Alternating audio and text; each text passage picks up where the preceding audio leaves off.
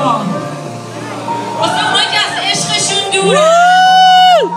واسه اونایی که به عشق اعتقاد دارن.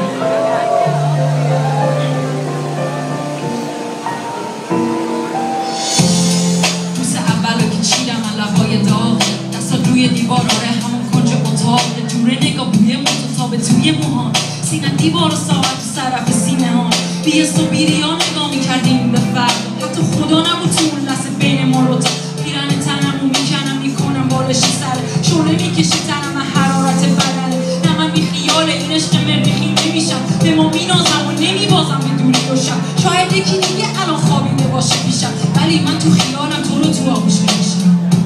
شاید یکی دیگه الان خوابیده باشه پیشم، ولی من تو خیالم تو آغوش میکشم. اولو که چیدم من لبای داغه، اصلا روی دیوار آره همون کنج اتاق، دوره نگاه بوی متتابه توی موهام، سینه دیوار و ساعت سر و سینه ها، بی حس و بی‌ریا نگاه میکردیم به فردا، حتی خدا نبود تو اون لحظه بین ما رو تو پیرن تنمو میکنم میکنم بالش سر، شعله میکشی تنم حرارت بدنم، نه من بی خیال این عشق مریخی نمیشم، به ما مینازم و نمیبازم به دوری و شب، شاید یکی دیگه الان خوابیده باشه پیشم، ولی من تو خیالم تو رو تو آغوش میکشم.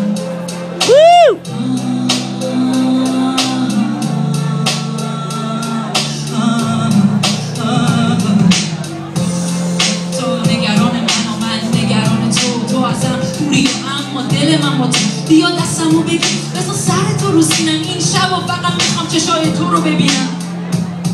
آره آسمون من داره فقط یه ستاره، نمیخوام این آسمون ابری بشه بباره، گوش بده به قلبی که داره میزنه تو سینه، شاید آرومه پر نبض قلب پاره